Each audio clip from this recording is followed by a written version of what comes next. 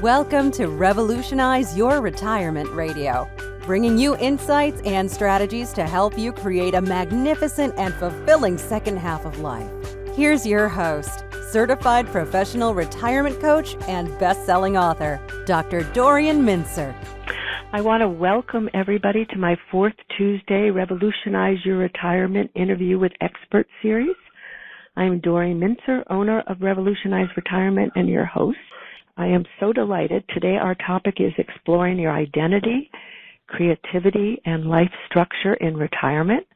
And I want to introduce you to a really wonderful woman, Dr. Teresa Amabile.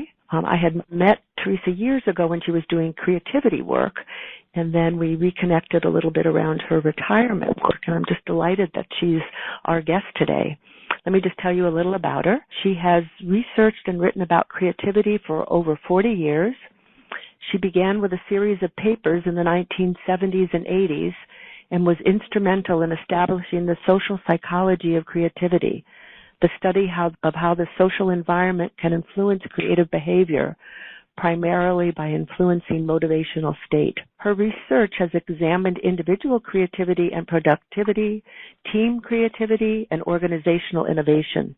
This program of research has yielded a comprehensive theory of creativity and innovation, methods for assessing creativity, motivation, and the work environment, and a set of prescriptions for maintaining and stimulating both individual creativity and organizational innovation.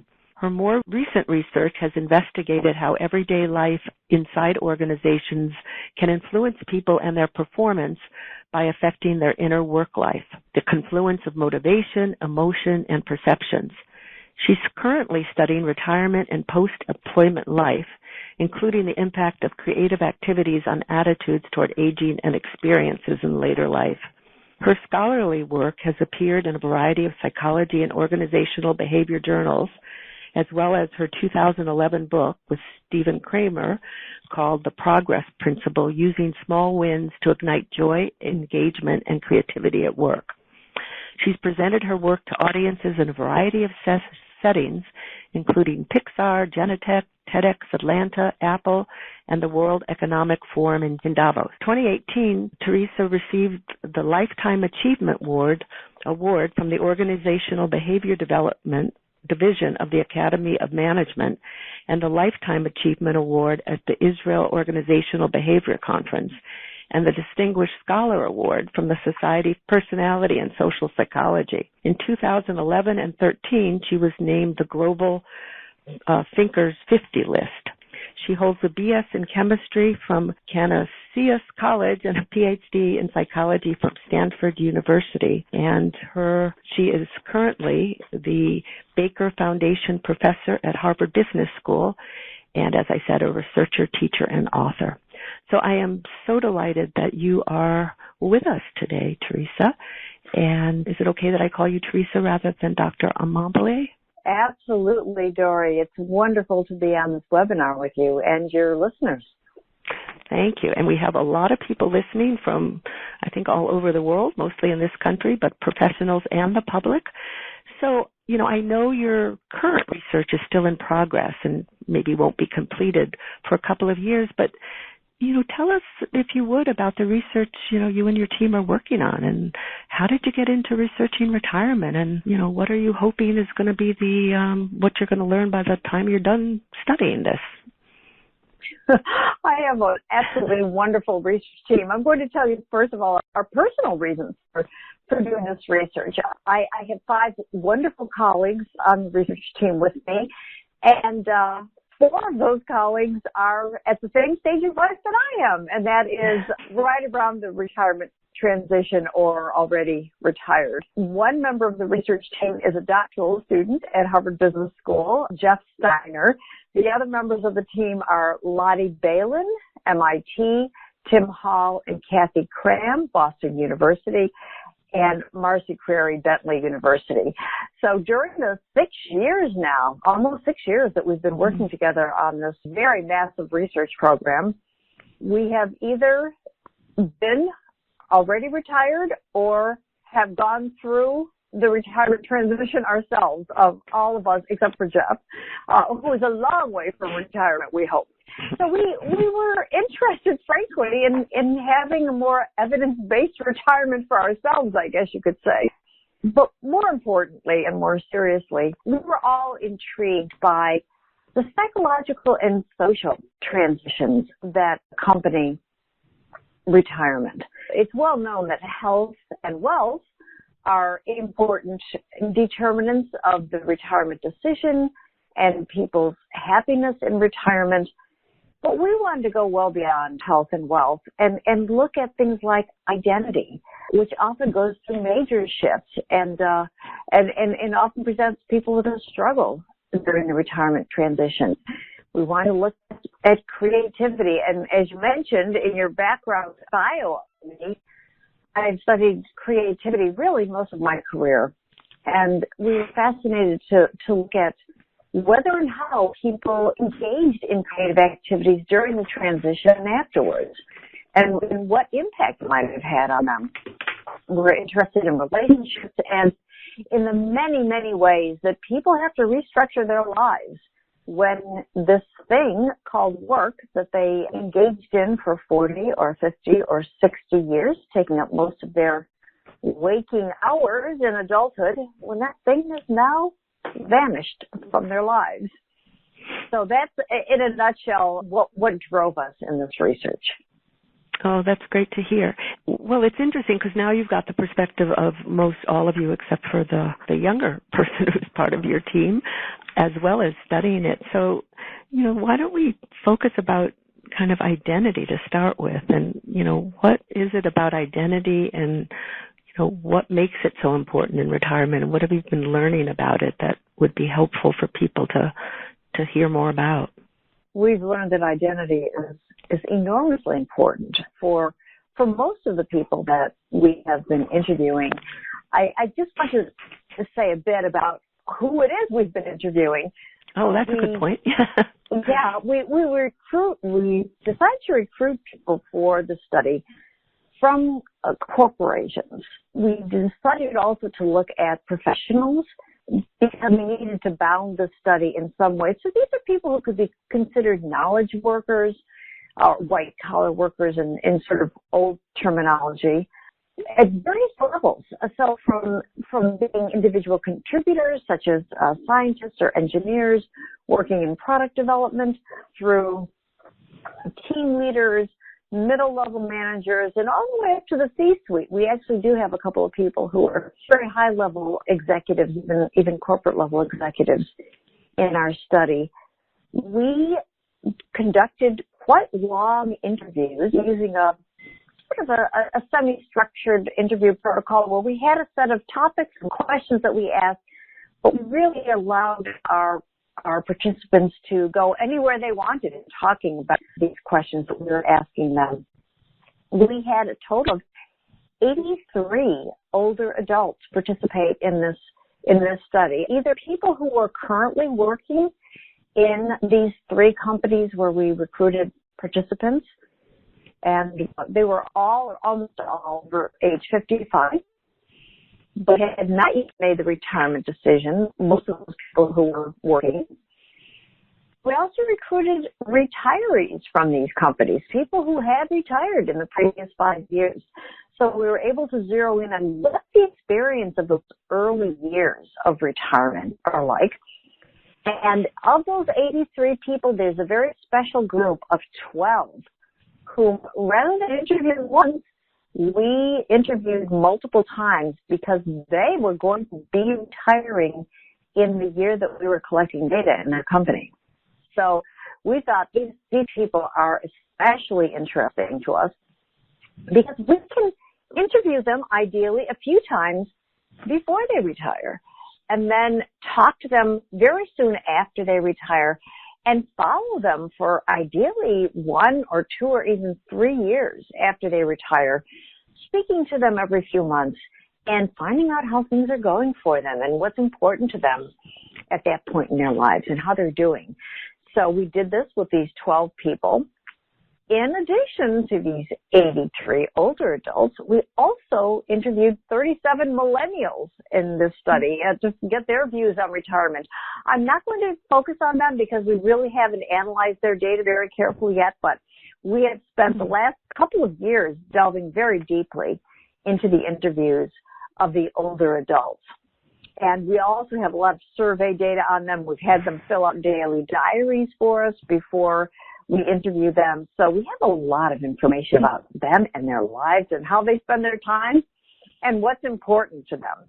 So is that a good background, giving you a sense of how we did the research and who we talked to?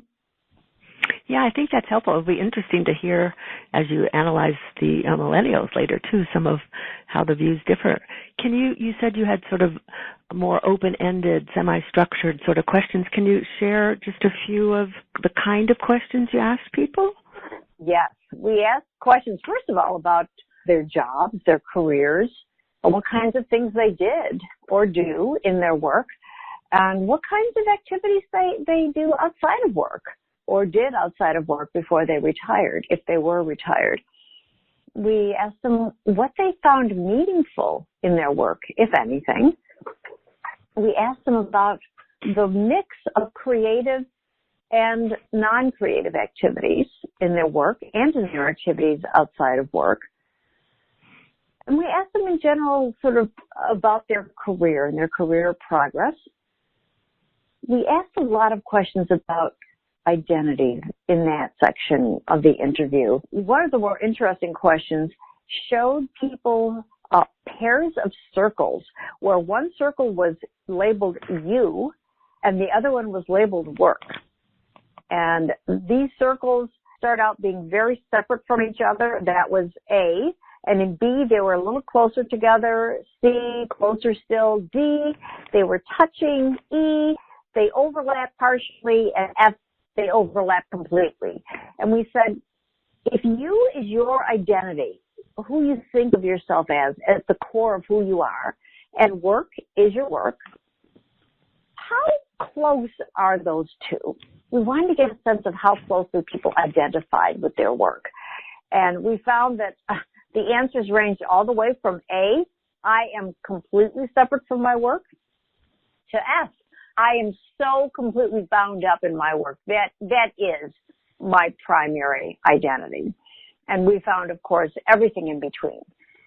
Another way of getting at this, we asked people, would you be more likely to say that your work is what you do or your work is who you are?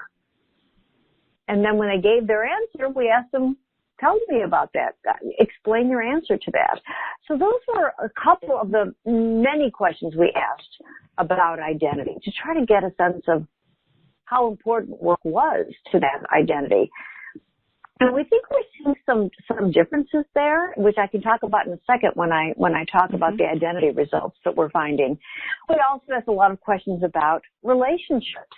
We also, at work and outside of work, we asked a lot of questions about people's experience of their everyday work lives. To what extent was it positive? What was positive about it? Describe some positive interactions and positive experiences you've had at work. Describe the negative, if there are negatives.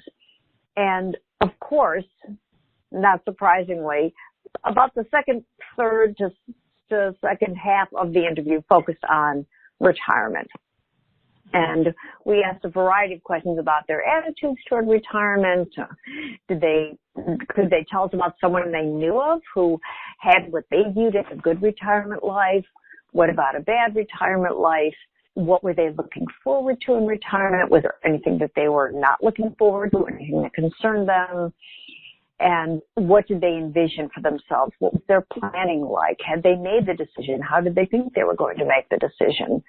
And if they were retired, we asked a lot of questions about how they were experiencing their retirement life.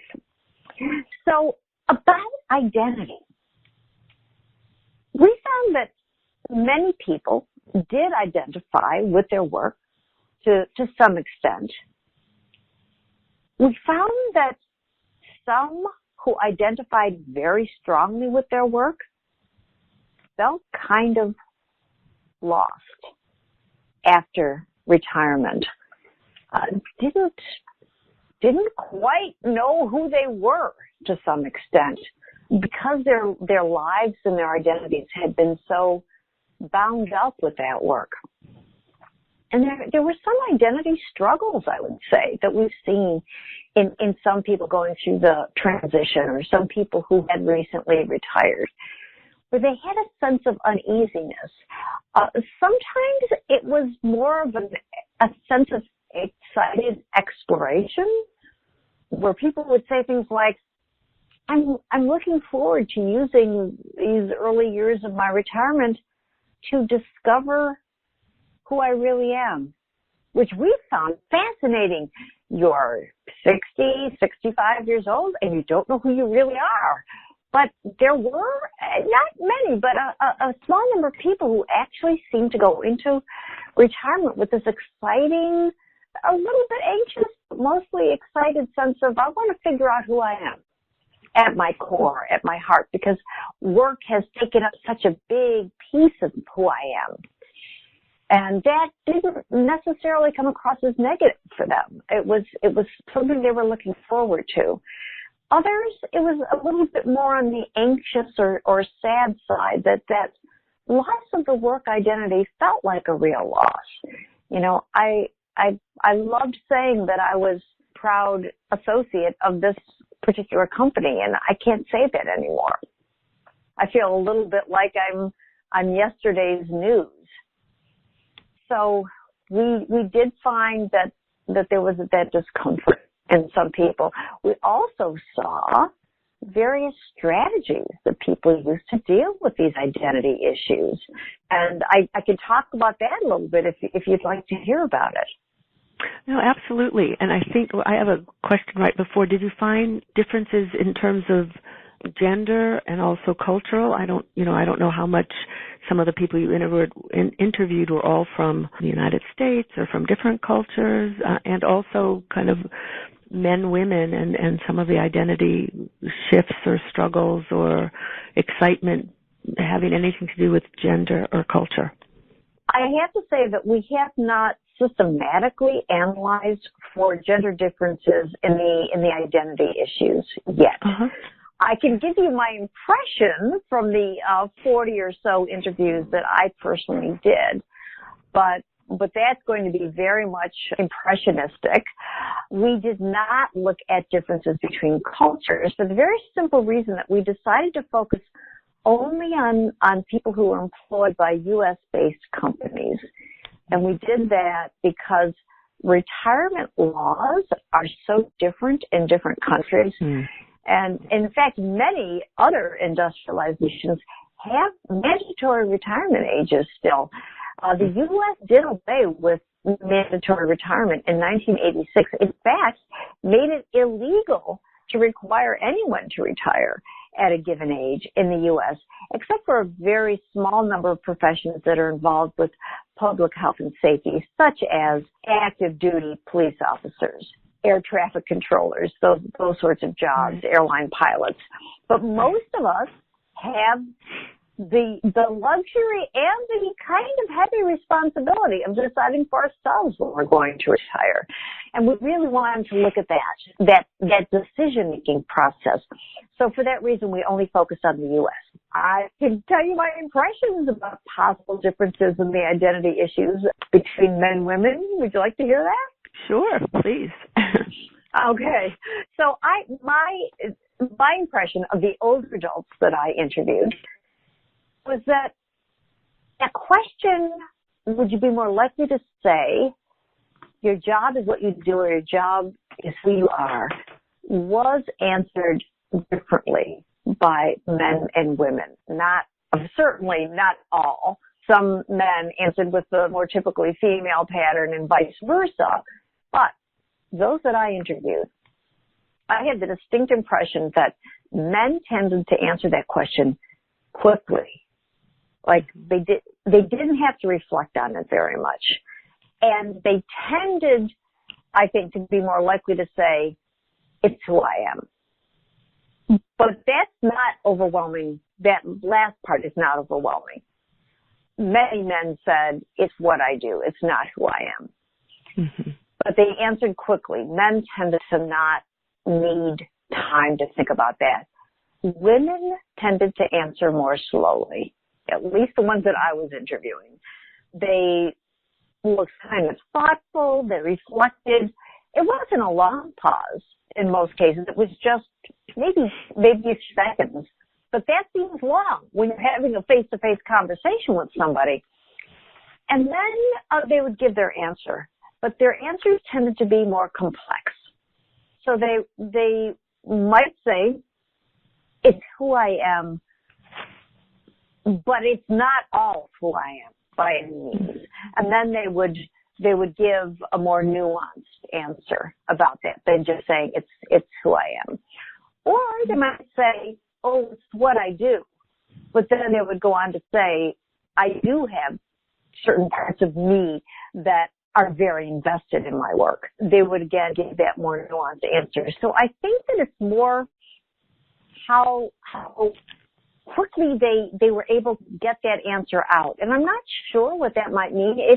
Assuming that this holds up when we look across all of our interviewees, I'm not sure what that might mean. Do you have any sense of that, Dor? Because this is something that you've certainly thought a lot about in your coaching of people going through the retirement transition.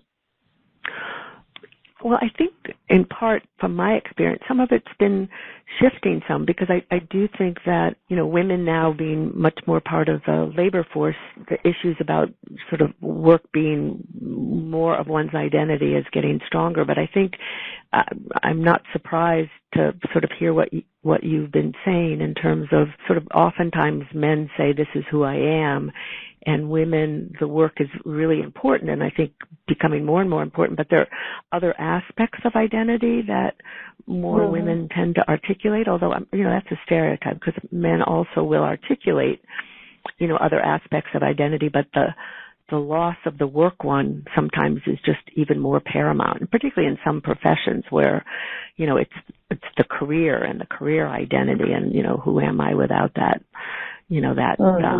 status and identification. Yeah. And something you just said made me realize that given the generation of people that we're interviewing, these people who are over 55, many of them over 60, a few over 70, given that generation, we actually have a number of women who took a few years out of the workforce while they were raising families. And I cannot, off the top of my head, think of any men, again, of this generation who are in our sample of interviewees who took a significant chunk of time out of the workforce for raising a family. So women, are more likely, I think, of that generation, perhaps, to have a more strongly ingrained parent identity. Not that men don't have that as an identity, certainly. If they're parents, they often will say that that's an important part of their identity. But for women, that is often, I think, a larger chunk of it, even though work may be very important to them. Right. No, I do agree, and I see that a lot in my work. And also, I was just thinking, and maybe we'll get to it more at the end too, but, I also have found, and more people who are sort of excited about the what's next, what am I retiring to, but that sense of grief and loss. And so it's interesting to hear, how it has come up in some of the research subjects. But talk more, and then we'll, at the end, maybe we'll have more time to kind of come back to some of that of, you mentioned that you found some strategies that people were seeming to use to deal with some of these identity issues. That might be really helpful to share some of that. Yes. Well, I should say that there are some people who identified very strongly with their work, who chose the overlapping circles or circles that were overlapping to some degree, who were able to kind of just close the door on that work identity when they retired. And we didn't see evidence of any struggle with that. They just embraced the other parts of their identity more strongly after retirement, or maybe developed developed some new identities by getting engaged in new activities, new groups, new kinds of relationships, and started to think of themselves as, for example, as a sailor or as a tennis player or as a volunteer working to help refugees. These identities seem to develop kind of easily, and there didn't seem to be much grief over leaving that work identity behind. We think in many cases, and again, these analyses are right now very actively in progress, but we think that some people who are able to just get that closure right at the time they retire are able to just feel very good about the career they had, that work identity they had. Maybe they feel very good about the organization, about some kind of legacy they left behind with the organization, and they kind of, I imagine them sort of psychologically putting a bow on it for themselves and then setting it on the shelf. And that's something that I can feel good about. It's part of my history. It's part of my life story. I think a few people, maybe more than a few, we will see, were able to do that closure because they just wanted to slam the door on their work life. Even if they had earlier in their careers identified strongly with their work or with the organization, we saw, unfortunately, a number of people who got disillusioned with their organization in the last few years that they were working, often because they felt they were being discriminated against because of their age. And that's not something we like to talk about, but I do believe it happens. I believe that we saw this with some people I'm not going to say in all three of the organizations that we studied, but we did see some of that. And at least from their perspective, they were put into a job that there was no way they could do adequately because it required a skill set that they did not have at all. And they felt that they were essentially being forced out of the organization because it was either that or get a terrible performance review, and they didn't want that to happen. Or they just didn't like the way the culture of the organization was changing. They felt that younger people were much more desired by the organization, were given all the exciting work. They were given the non-creative and boring work. Their skills weren't valued. So unfortunately, in a few cases, the identity closure happens because people just can't wait to get away. And I personally feel kind of sad about that when I see that happen. But after the struggle, afterwards, that's gone. That work identity is over, it seems to us. But we are very interested in the people who are able to maintain some aspects of that work identity that were important to them.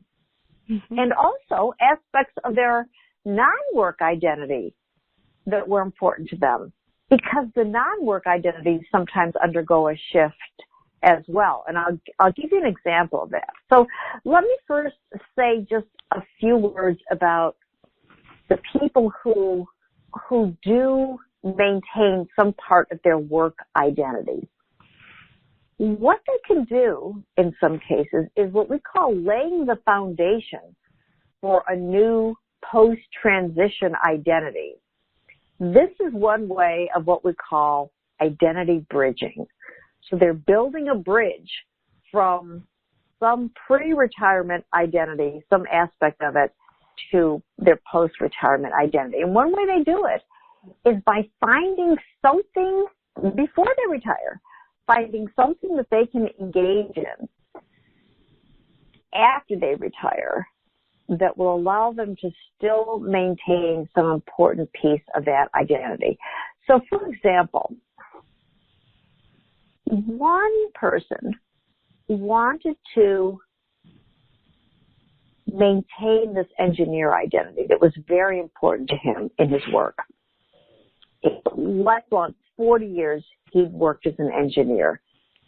And that was very important to him. So what he did before he retired was to find one or two community projects that he could get involved in as a volunteer that would allow him to still essentially work as an engineer, but in a much more flexible way with much less of a commitment, much less stress. The community was building a new high school, and the committee that was in charge of overseeing the project really used his expertise as an electrical engineer to help them, identify a contractor who would fulfill those obligations well. And he helped to oversee the project, and he found that very, very satisfying.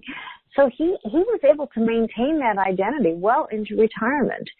And it wasn't just a fantasy of his. It was actually due to his deployment of some of those skills in a way that really mattered.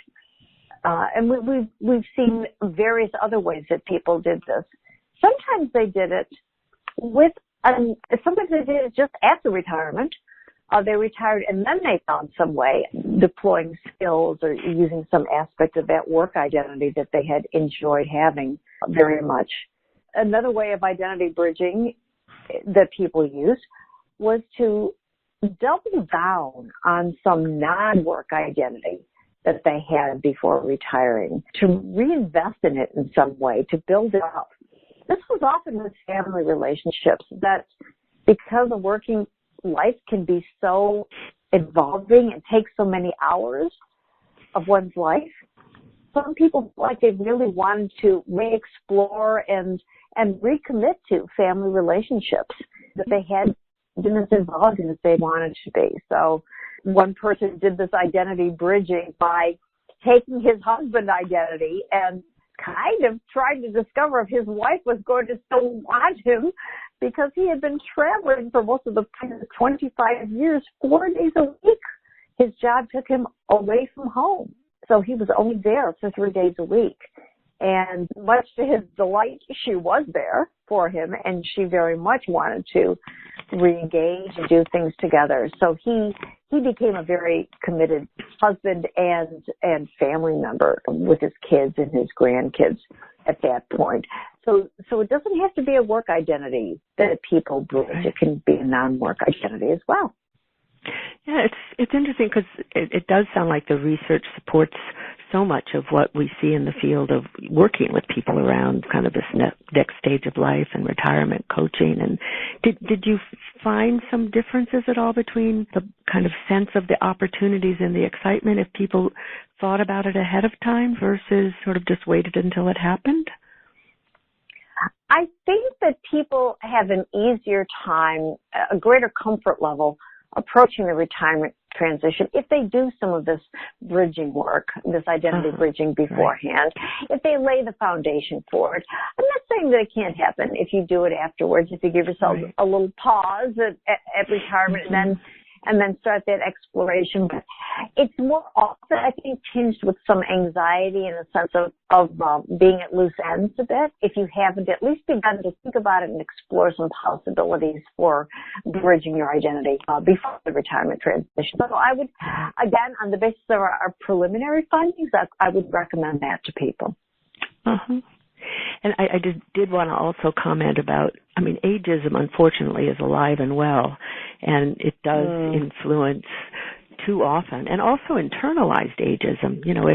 Particularly if we know it exists around us, and if we really internalize it and feel, that we're over the hill or whatever, we become that way. So attitude and sort of being able to recognize what you can do, not just focusing on what you can't do, I've just always found so important.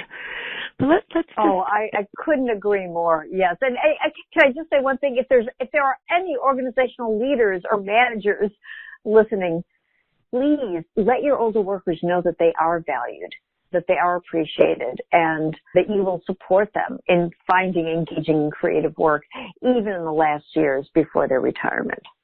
Okay, go ahead, Dorian. I just put in that pitch. No, I'm very glad, and we do have people at various levels listening. From really, we have people, as I looked at the list, from all over the world on this call, which is just lovely, all over the globe. I just wanted to also integrate, because I know so much of your work earlier is about creativity, and I wanted to just, see if we could focus a little on what have you learned about creativity and the ways in which people kind of manifested as they're older, in the older adulthood, but also pre-retirement and post-retirement. If you could kind of talk a little about that.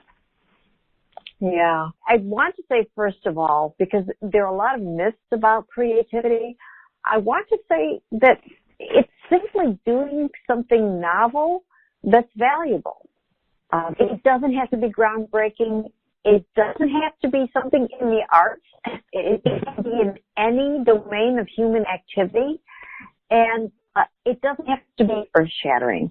It can just be something that's done in a way that's different, that's novel in some sense, and that's useful or valuable or fits some goal or some aim. So with that definition, keeping that in mind, it's fascinating to look at how people answered the question of, do you have both creative and more creative and less creative aspects to the work that you're doing for people who are currently working? Or we ask the same question about non-work activities. Do you have both creative and non-creative activities in your non-work life or in your retirement life if you're retired? Almost everyone said yes to that question. Almost no one would say, yeah, it's 100% non-creative or it's 100% creative. Most people did have a mix, and most people enjoyed having creativity in both their work and their non-work life.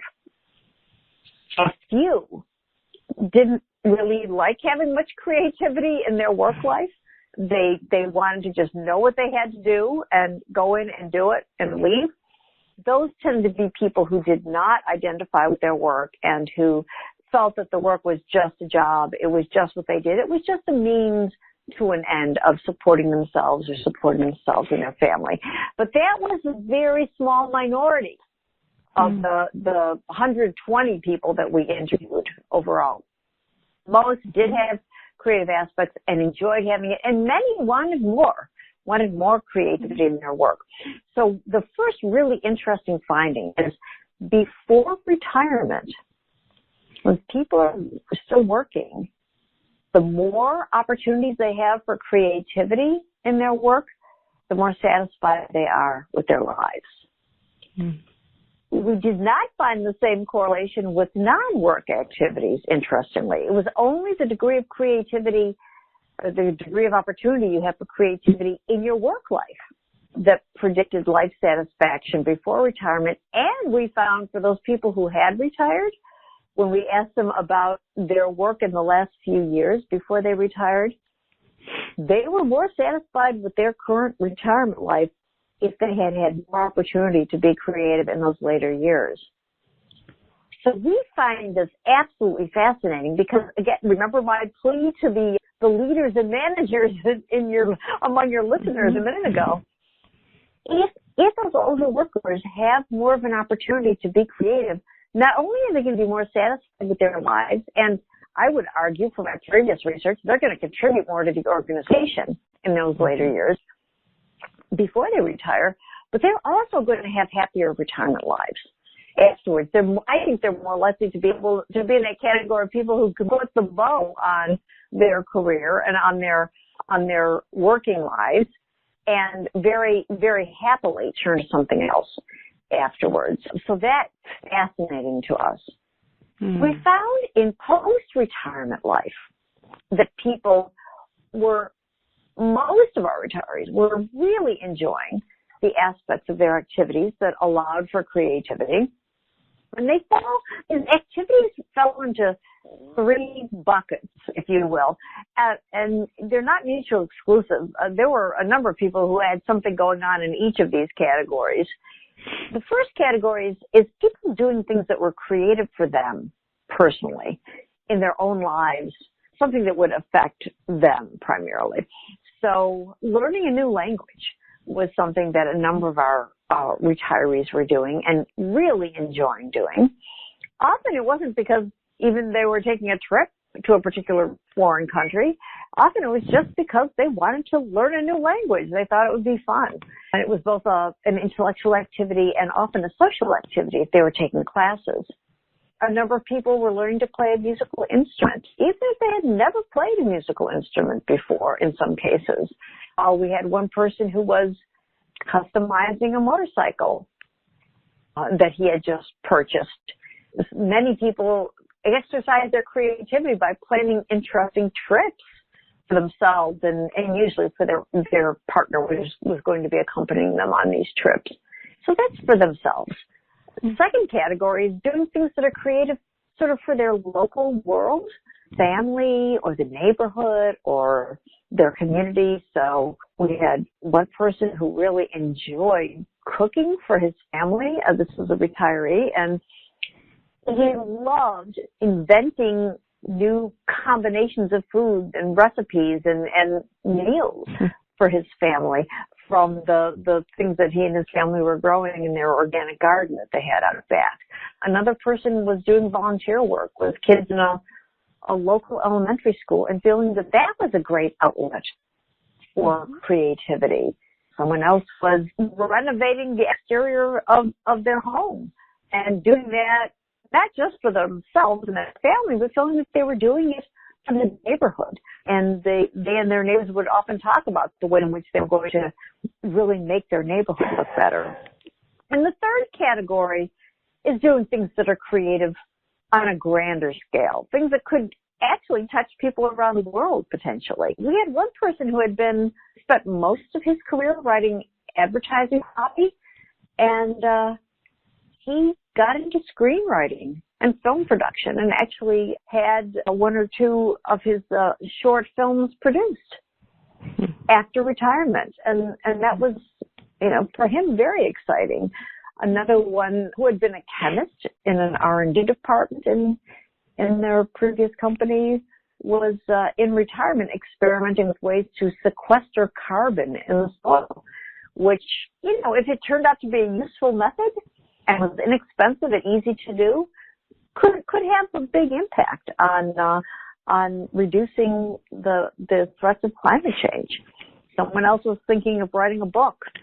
Sort of a husband and wife team in retirement were thinking of pairing up, and he was going to write the book it was a book for children, and she was going to be the illustrator. Another one was organizing relief for Somalian refugees who are coming into the community. So these are grander scale activities that involve a lot of novel thinking, problem solving, self-expression, and these could have powerful positive effects on people's lives. Yeah, they're wonderful examples, and I think examples of, what I see so much of well-being being kind of that connection, engagement, purpose and meaning, meaningful relationships, and, you're describing just that important part, which is probably, at least what I find often too, makes the difference between it being that exciting time of figuring out who am I and what can I do and how can I contribute in other ways versus that old notion of retiring, which is detaching, despair, it's all downhill, all of that stuff. So yeah, and being passive, beautiful examples old of that. notion. Yeah, exactly. Right.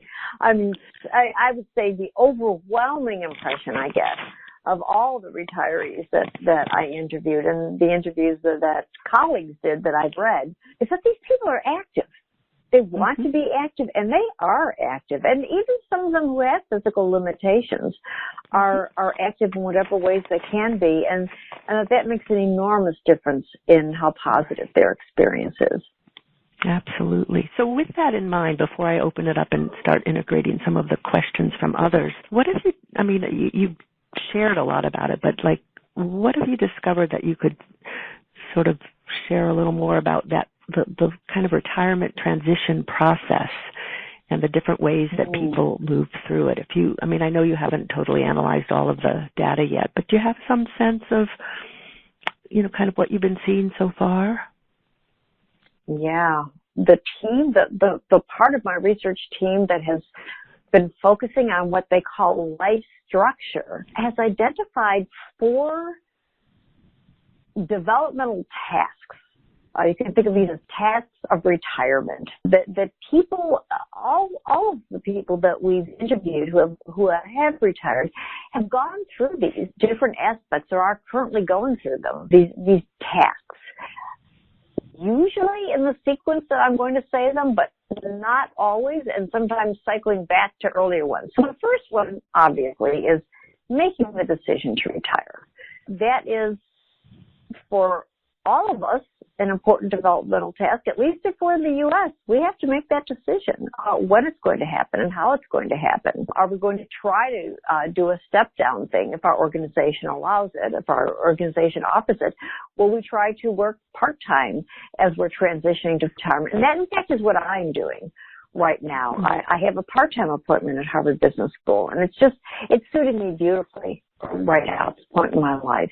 And so that developmental task that is very difficult for some people. We've got people in our study who we were following through the retirement transition, and we didn't know if we'd ever be able to do a post-retirement interview with them because they kept pushing back their retirement date. And, I'm not quite ready. I've talked it over with the spouse, and it just doesn't seem to make sense right now. Why, there's this big project going on, and they did all finally retire, I can say, but we were beginning to wonder. But it is a big decision, and some people struggle with it.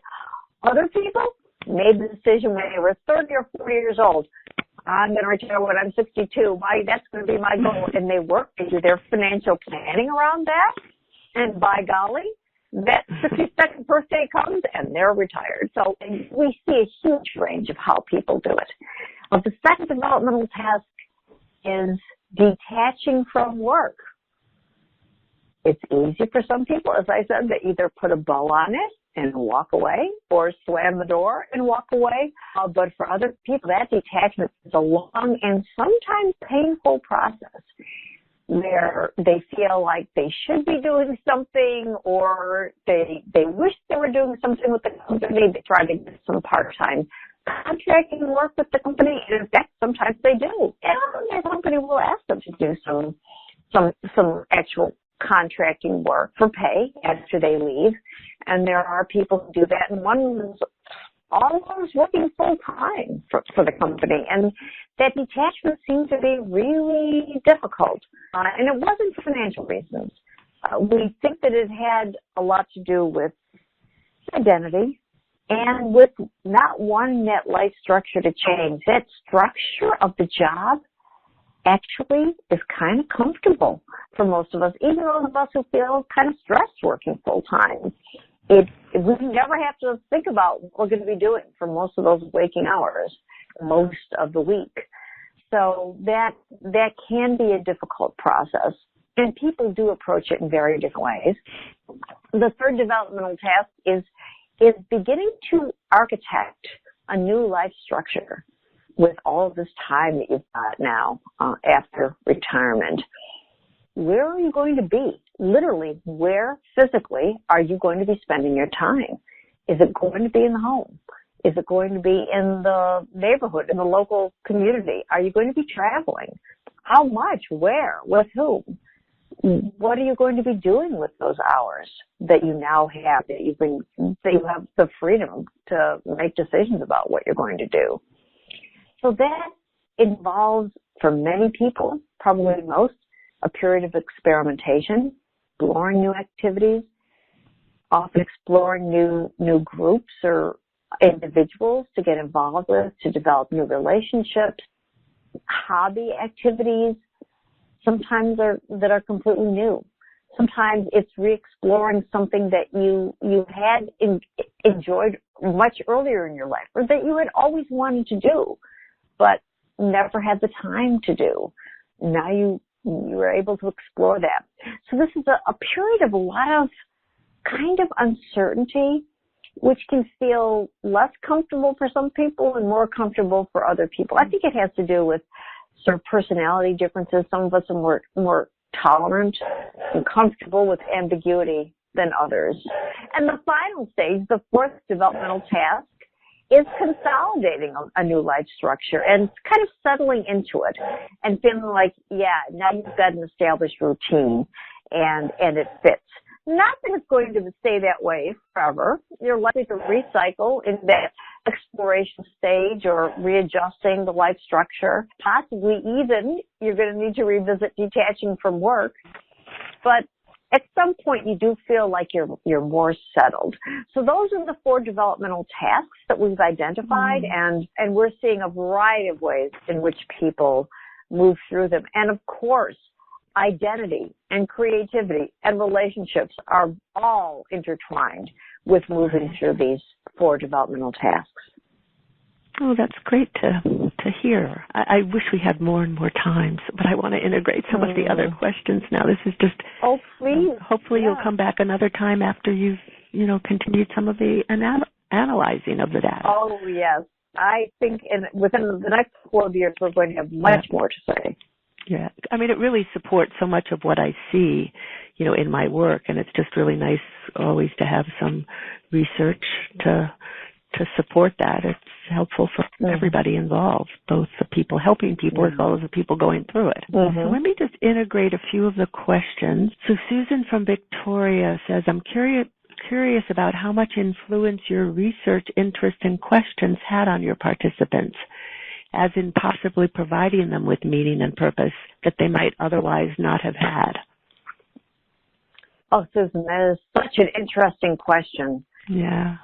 I can think of one participant in particular, and this is someone that I interviewed multiple times because she was going through the retirement transition. She was just entering into it when we started our study, who, when I first recruited her to be in the study, said to me on the phone, I think this will be an interesting experience because it will give me kind of a structure for thinking about retirement and my retirement life. She almost used the same words that you just read in that question. I can't think of anyone else who was that explicit about it, but many of them, when we conducted our final interview with them, or if we interviewed them just once at the end of the interview, would say something about finding it very interesting and helpful to have been able to reflect.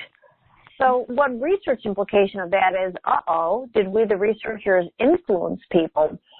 Did we actually change the thing we were trying to study? It's the old Heisenberg uncertainty principle.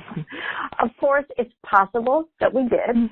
I think that our interviews were open-ended enough and that we ourselves tried to maintain sufficiently neutral in our responses during the interviews that we didn't really influence people that much. And I have to tell listeners, Dorian Mintzer advised my research team and me on how we could conduct ourselves during an interview so that people we were interviewing would have a positive experience and so that we wouldn't unduly affect anything that they were telling us or going through in their lives. The other implication, though, is that we can actually pose these questions to ourselves as we're approaching the retirement transition or as we're experiencing those years of retirement. Where am I with my identity? Are there pieces of an identity I had before I retired that I'd like to revive or I'd like to hold on to? As I approach this, are there activities that I might be able to get involved in that I will find give me a nice structure to my life, allow me to retain that sense of freedom that I want, but give me meaning and purpose and structure to my life and allow me to keep important pieces of my work identity. I think if we can ask ourselves the questions that we interviewers asked our participants, that reflection might help us. Excellent point. So Meg from Weston says this is a fascinating study. I'm curious about how salient a sense of purpose and also a perspective of individual legacy is for these people, and whether either or both is correlated with ease of transition or satisfaction in retirement. Meg, I would say my impression very clearly, and again, we need more analysis to say, but my very clear impression is that to the extent that people feel they do have a purpose to their lives, that they are doing something meaningful, they are better off. Whether they're pre-retirement or post-retirement, they feel more satisfied with their lives, more comfortable with themselves, basically happier. So that's a clear pattern for me in my reading of these interviews so far. The other question is about legacy, and we actually had a question on legacy in our interview protocol. Toward the end, we asked people, we say some people think about leaving a legacy through life or their work. That's something some people will say no. many people say yes. And they will talk about their families very often, feeling their legacy is for the good people that their children have become, and that if they have grandchildren, they will often say their legacy is going to be lived through their children and their grandchildren, the values that they've tried to teach them and the good that they've tried to do in the world and that they've tried to teach their families to do in the world. And some will mention their work as a legacy as well. They may say, I hope that I've left behind a positive culture in the research and development unit of that company, or I hope that I've left behind some processes that will be very useful to people in years to come. Whether or not they remember that aspect of the culture or those processes or those ideas, but that work that I did will live on and will make lives better for people working in the company or for our customers, our clients in the future. Wonderful. Well, I'm just looking at the time, and we've had a couple of comments. Carl from New Hampshire just said that from his experience, he's a gerontologist. He says he uses the phrase change and focus to give this transition a positive framing and avoid retirement, which suggests withdrawal or dropping out. So I guess the question is, did you find in any way that kind of the impact of the term retirement? We have a little association game as part of our interview protocol. And one of the 12 or so words that we have is retirement. We just ask people, you say the first thing that pops into your head when we say these words to you. We say retirement. Most people actually have a very positive connotation to that. They will say things like freedom, flexibility, exploration, excitement, enjoyment. However, another one of our words is retiree, and almost everyone has a negative association to that word, because I think precisely for the reason that this gerontologist from New Hampshire said, it sounds like you're withdrawing, you're washed up. And these are literally the words that people use: old, broken down, washed up, grandma sitting in the rocking chair. I mean, gosh, images that most of us in that age bracket kind of want to push away. And that's certainly the way our participants do. So, yeah, there's something about those words in this culture. We've got to, I don't know if the words are going to go away, but I hope we can change the connotation of what they mean. But retiree is something, is a person who has newfound freedom and years of healthy, active life ahead of them. Great.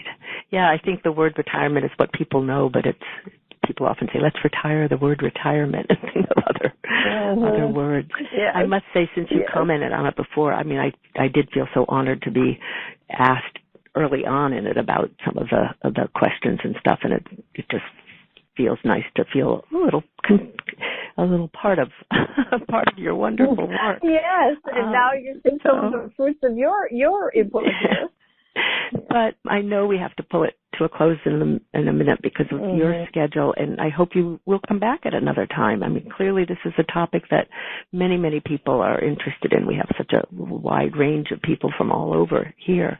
But maybe in just the last moment or so, let me just mention on the website there's a TEDx talk that Teresa did, which is a lovely TEDx talk that you may want to see, plus ways to order her earlier book on creativity. There isn't yet anything written up from this study. But maybe my final question, or you can think about it in whatever way is helpful for you in terms of takeaways, but what are some of the big surprises that you think that you've learned that people encounter as their life structure changes after they leave work? I think one big surprise is how hard it is to plan a new life. Almost everyone did a lot of financial planning, at least these professionals that we included in our study. We'll say it's important to plan your life, your post-retirement life, before you retire. They will use phrases like jumping off into the void, don't want to do that. Leaping off a cliff, don't want to do that. but so many of them actually kind of do. They really don't do any planning for their beyond the finances before they retire. So that's one surprise that I think we can avoid. Another surprise is avoidable, and it's often an uncomfortable surprise, is how much the spousal relationship shifts after retirement, after one or both parties retire. So that is something that's a good idea to talk to your partner about well in advance and possibly explore with a coach or a counselor so that it can be as positive as possible for both of you.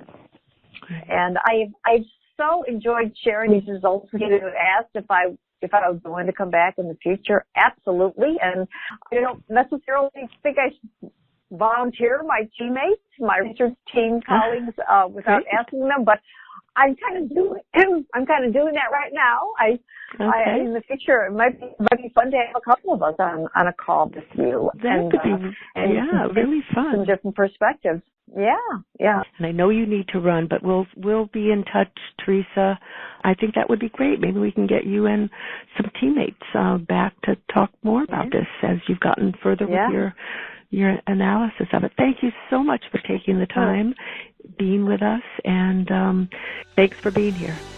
You've been listening to Revolutionize Your Retirement Radio with Dr. Dorian Mintzer.